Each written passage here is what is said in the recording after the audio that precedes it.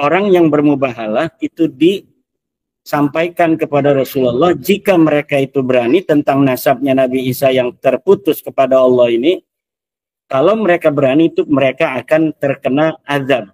Mereka akan hancur binasa. Jadi sebenarnya PBNU di dalam hal ini yang paling dijadikan titik berat dari poin yang ketiga ini adalah kelembawi.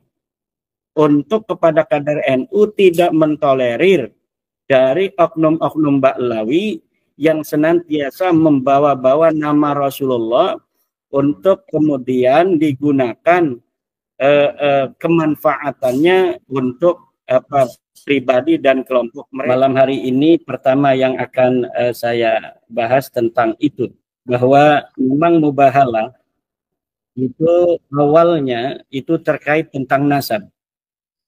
Jadi mubahalah yang terjadi pada masa Rasulullah Muhammad SAW adalah tentang nasab, yaitu nasab Sayyidina Isa alaihissalam, di mana selama 500 tahun dunia dibohongi dalam tanda kutip dalam ajaran Islam bahwa Nabi Isa merupakan anaknya Tuhan. Jadi nasab Nabi Isa adalah anak daripada Tuhan. Kemudian setelah 550 tahun kurang lebih, datanglah kebenaran bahwa Nabi Isa bukan anaknya Tuhan. Dia hanyalah seorang hambanya Tuhan, seorang Abdullah, seorang hambanya Allah. Kemudian dari pihak Nasrani Najran ini dari Yaman, ini tidak menerima adanya sebuah qadiyah, sebuah khobar, sebuah mudda'a, sebuah proposisi dari Rasulullah bahwa Nabi Isa adalah hamba Tuhan, bukan anak Tuhan. Kemudian mereka datang untuk mengadakan mujadalah dengan Rasulullah Muhammad SAW. Kemudian Allah memerintahkan kepada Nabi Muhammad untuk melakukan mubahalah. Jadi mubahalah ini harus mempunyai sebuah unsur variabel diperintahkan Tuhan. Karena dalam Al-Quran dikatakan, "Faman hajaka min ba'di ma ja'aka minal ilmi faqul ta'alau nad'u abna'ana wa abna'akum wa nisa'ana wa nisa'akum summa nabtahil naj'al la'natallahi 'alal kadzibin." Nah, jadi unsur pertama variabel daripada mubahalah yang diberitakan oleh Al-Quran adalah ada perintah Allah di sana. Yang kedua tentang nasab, bahwa mubahalah ini tentang nasabnya Nabi Isa yang tidak tersambung ke Allah. Diberitakan oleh Rasulullah bahwa nasabnya Nabi Isa ini tidak tersambung ke Allah. Dia hanya hambanya Allah. Kemudian orang Nasrani Najran ini tidak terima bahwa nasabnya Nabi Isa tidak tersambung ke Allah. Kemudian mereka diajak mubahalah oleh Rasulullah Muhammad SAW. Di dalam hadis-hadis dikatakan, seandainya orang-orang Nasrani Najran ini menerima mubahalah itu, kata Rasulullah dalam sebuah hadis, sesungguhnya aku telah diberitakan bahwa mereka semua akan hancur lebur. Mereka semua akan mati. Ya, begitu kira-kira apa yang diberitakan oleh Rasulullah Muhammad SAW. Dan kemudian memang tidak sampai terjadi mubahalah dari orang-orang Nasrani Najran ketika ditentang oleh Rasulullah Muhammad SAW. Dan kemudian mubahalah pula di dalam tradisi Islam ini ada yang terjadi atau tantangan dari para sahabat tentang sebuah hukum, misalnya tentang hukum waris dan sebagainya. Ketika terjadi perbedaan pendapat, kemudian para ulama ini sampai mengatakan seperti Ibnu Abbas bahwa saya siap bermubahalah, gitu. Tetapi tidak diberitakan apakah sampai kemudian terjadi.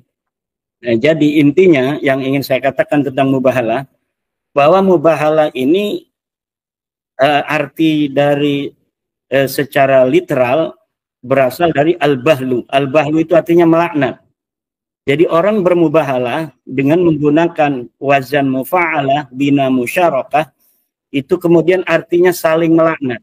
Karena al-bahlu itu maknanya saling melaknat, maka kemudian mubahalah itu maknanya dengan bina musyarakah saling melaknat. Al-bahlu melaknat, al-mubahalah saling melaknat. Nah, dan itu diberitakan oleh Rasulullah, sekali lagi saya ulangi, bahwa orang yang bermubahalah itu disampaikan kepada Rasulullah jika mereka itu berani tentang nasabnya Nabi Isa yang terputus kepada Allah ini. Kalau mereka berani itu mereka akan terkena azab, mereka akan hancur binasa. Nah, itu yang diberitakan oleh Rasulullah Muhammad SAW. Itu yang pertama. Yang kedua yang ingin saya katakan sebelum nanti kita dengarkan Dr. Sugeng Sugiharto, kebanggaan kita bersama ini, adalah tentang isu yang kedua yang sekarang sedang berkembang di dunia maya, adalah tentang surat instruksi dari PBNU nomor 3975 tahun 2025 tentang instruksi PBNU untuk pengurus wilayah, pengurus cabang, dan Banom NU. Di antara instruksi itu ada hal-hal yang bagi sebagian masyarakat ini dianggap ada offset di sana. Bagi sebagian masyarakat, terutama terkait dengan penyebutan nama PWILS, di mana di sana dikatakan dalam beberapa poin, ada 5 poin semuanya, dalam 1-2 poin itu terkait dengan isu nasab. Di antaranya di poin keempat menyebut secara tegas nama Perjuangan Wali Songo Indonesia. Yang ingin saya katakan bahwa surat sebuah organisasi untuk kadernya itu adalah hal yang biasa dan itu wajar-wajar saja. Jadi jika PBNU sebagai sebuah organisasi kemudian membuat surat instruksi untuk kader-kadernya akan sebuah kegiatan atau akan sebuah sikap organisasi, itu adalah hal yang biasa yang harus kita hormati. Itu yang pertama. Yang kedua adalah bahwa PBNU dan PWILS secara hukum itu sama-sama organisasi yang berbadan hukum. Jadi PBNU mempunyai badan hukum tersendiri, PWILS pula memiliki badan hukum yang tersendiri, yang keduanya memiliki kekuatan hukum untuk diperlakukan yang sama di depan hukum Republik Indonesia ini. Kemudian keduanya harus sesama organisasi yang berbadan hukum, harus mempunyai apa namanya itu sebuah komitmen untuk saling menghormati dan saling menjaga. Yang selanjutnya tentang isi daripada instruksi PBNU yang dinilai oleh beberapa aktivis PWI ini ada sesuatu hal yang apa namanya bagi mereka itu menyedihkan, katakanlah demikian, yaitu ada beberapa kalimat ya, nanti yang saya catat. Instruksi ini adalah larangan kepada pengurus NU untuk tidak mentolerir sikap, perilaku, ucapan siapapun dari pihak manapun yang menyimpang dari nilai-nilai syariat, lebih-lebih dengan menyalahgunakan kemuliaan Rasulullah. Nah, dari poin ini PBNU sangat cepat sekali, sangat bijaksana menginstruksikan kepada para pengurus untuk tidak mentolerir sikap-sikap, ucapan-ucapan yang menyimpang dari nilai-nilai syariat, lebih-lebih menyalahgunakan kemurnian Rasulullah Muhammad SAW atau kemuliaan Rasulullah. Dan ini tentunya bagi kita telah mengetahui bahwa yang selama ini selalu membawa narasi-narasi tentang Rasulullah adalah dari klan Ba'alwi. Jadi sebenarnya PBNU di dalam hal ini yang paling dijadikan titik berat dari poin yang ketiga ini adalah klan Ba'alwi. Untuk kepada kader NU tidak mentolerir dari oknum-oknum Ba'lawi yang senantiasa membawa-bawa nama Rasulullah untuk kemudian digunakan kemanfaatannya untuk pribadi dan kelompok mereka, membawa-bawa nama Rasulullah, kemudian dengan membawa nama kemuliaan Rasulullah itu mereka mengambil manfaat dari sana. Jadi PBNU menginstruksikan kepada kader-kadernya di seluruh Indonesia untuk tidak mentolerir Ba'lawi yang senantiasa membawa-bawa nama mulia dari Rasulullah Muhammad SAW. Ya, jadi kalau yang saya pahami dari instruksi itu demikian. Walaupun saya, walaupun sebagai wakil ketua dari Perjuangan Wali Songo Indonesia, memahami kader-kader PWI di bawah yang mempertanyakan tentang instruksi PBNU itu. Nah, tetapi di dalam kacamata saya ketika mencermati dari instruksi PBNU itu, dari poin ketiga ini jelas sekali pembelaan PBNU terhadap warga NU, terutama kader-kadernya, untuk tidak tertipu oleh orang-orang yang menggunakan nama Rasulullah untuk kepentingan pribadi dan kelompok mereka. Kemudian ini yang dipermasalahkan oleh para kader-kader PWI di bawah yang perlu saya membantu PBNU untuk menjelaskan maksud PBNU. Walaupun nanti ini bisa dibantah kalau apa yang saya katakan, yang saya tafsirkan ini kemudian ada beberapa yang tidak pas dengan PBNU. Di dalam poin 4, instruksi PBNU itu dikatakan setiap pengurus dan kader NU berkewajiban mencegah perpecahan, tafaruk, dan mendamaikan pertentangan, serta melepaskan diri dari keterlibatan dalam pertentangan mengenai nasab, baik keikutsertaan dalam silang pendapat yang meninggikan nasab, yang meninggalkan adab, maupun keikutsertaan dalam perkumpulan dan organisasi yang sengaja dibentuk untuk menjalankan permusuhan terkait masalah nasab seperti PWILS maupun yang berseberangan dengan PWILS. Yang berseberangan dengan PWILS siapa? Rabita Alawiyah, Maktab Daimi, FPI, Jatmanya Pekalongan. Itu yang bertentangan dengan PWILS. Jadi poin keempat itu bukan khusus untuk PWI, tetapi juga seluruh kader NU tidak boleh berada di pihak Rabita Alawiyah, tidak boleh berada di pihak FPI, tidak boleh berada di pihak Jatma, tidak boleh berada di pihak Maktab Daimi. Ini tentunya instruksi yang gelontorkan oleh PBNU terkait dengan sebelumnya ada beberapa kader-kader NU bahkan di PBNU yang ikut-ikut membela nasab Ba'lawi. Ada Gus Fahrur, ada Gus Nusron, ada Gus Faiz, ya kan, yang ikut serta di dalam perdebatan nasab ini. Nah, sekarang dengan adanya surat PBNU ini tidak boleh lagi ada kader NU baik di tingkat pusat seperti nama-nama yang telah saya sebutkan maupun di tingkat wilayah dan tingkat kabupaten yang membela nasab Ba'lawi. Jadi ikut serta di dalam kegiatan PWI juga itu diinstruksikan tidak boleh, begitu pula ikut serta di dalam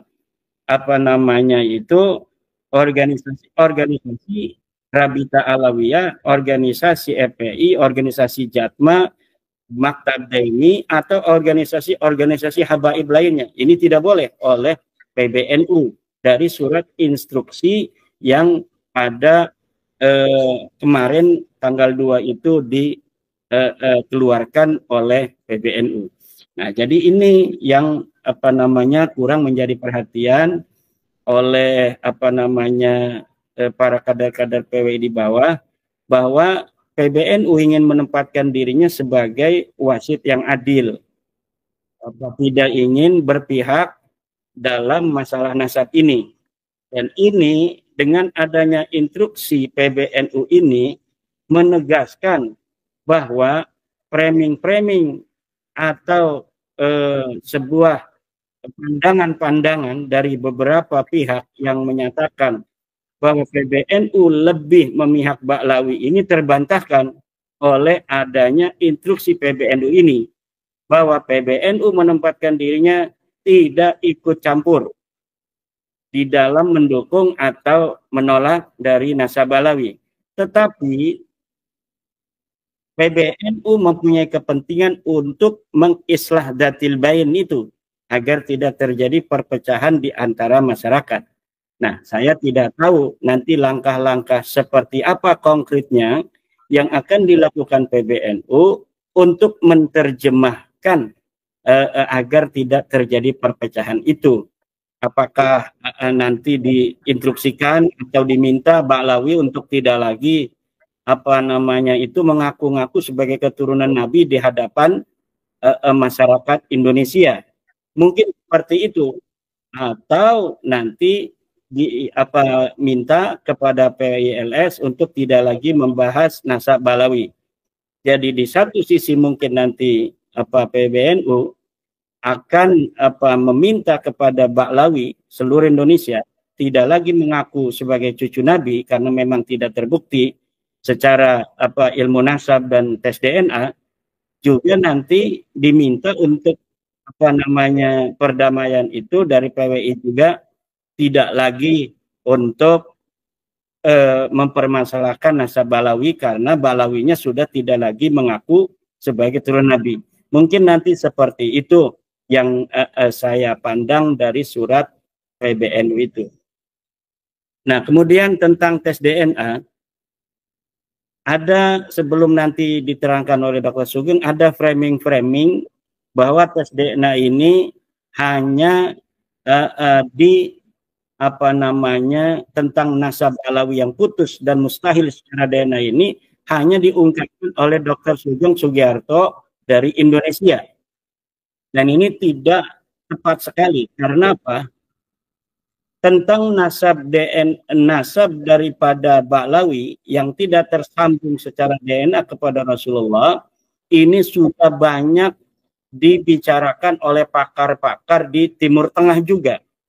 Saya bisa menyatakan bahwa para pakar-pakar ulama-ulama di Timur Tengah itu lebih dari 10 orang yang saya ketahui sudah menyatakan bahwa orang Arab itu berhaplogrup J1 dan keturunan daripada Rasulullah juga berhaplogrup J1.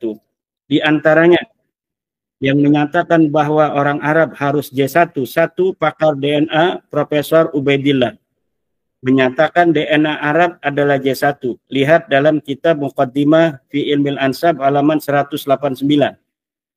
Dua, Profesor Ali bin Muhammad As-Saikhi, DNA bangsa Arab adalah J1.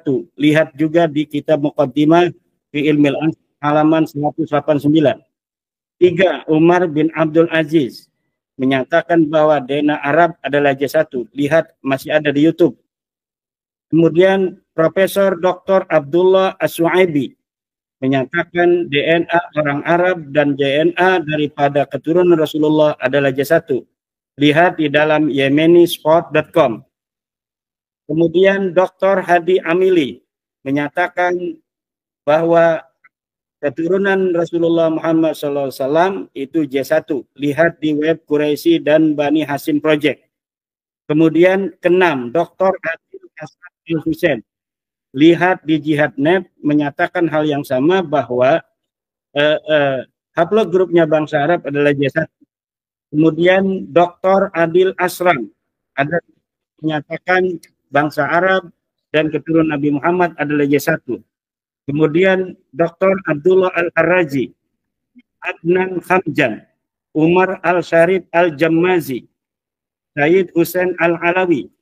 Ya, dari nama-nama yang saya terakhir disebutkan ini terdapat dalam family tree DNA. Ini ada 11 minimal yang saya baca dari artikel-artikel mereka menyatakan keturunan Nabi Muhammad, keturunan Arab itu berhaplogrup J1. Ini adalah ulama-ulama Timur Tengah, dan orang yang hari ini mengaku keturunan Nabi Muhammad Sallallahu Alaihi Wasallam, tapi haplogrupnya bukan berhaplogrup J1 seperti Ba'alawi yang berhaplogrup J, mustahil sebagai keturunan Nabi Muhammad SAW, dan orang yang mengakuinya masih mengakuinya bahwa mereka adalah keturunan Nabi Ba'alawi ini dengan ada hasil tes DNA yang menyatakan sama sekali mereka bukan keturunan dari bangsa Arab, maka menurut saya ini termasuk orang-orang yang menyakiti daripada Rasulullah Muhammad SAW. Sementara demikian yang saya bisa sampaikan.